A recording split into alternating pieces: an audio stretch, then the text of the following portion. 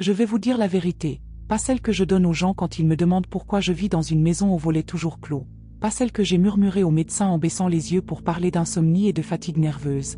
Non, la vérité profonde, celle que je n'ai jamais osé écrire avant ce soir, parce que je sens que mon temps est compté, et si je disparaissais, au moins quelqu'un saurait ce qui s'est vraiment passé. Tout a commencé il y a 6 mois, après la mort de ma mère. Elle est morte chez moi, je l'avais accueillie pour ces derniers jours. Le cancer l'avait vidée mais elle voulait finir là où elle m'avait vu naître, et elle s'est éteinte dans mon lit, paisiblement. On dit les soignants, je l'ai veillée toute la nuit, assis près d'elle, à écouter son souffle ralentir, puis s'arrêter, comme un ressort qui se détend, puis plus rien. Le lendemain on l'a emmenée.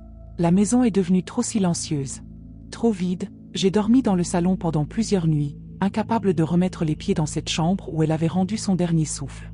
Mais un jour, je n'ai plus eu le choix. La fatigue, la solitude, la routine, tout m'a poussé à y retourner. L'odeur était partie, le lit avait été changé, les draps étaient propres, la pièce semblait normale, innocente, comme si rien ne s'était passé, comme si la mort n'y avait jamais posé ses doigts. La première nuit, je me suis réveillée en pleine conscience, sans rêve, sans bruit, avec une certitude absolue, glaciale, que je n'étais pas seule, il y avait quelqu'un à côté de moi,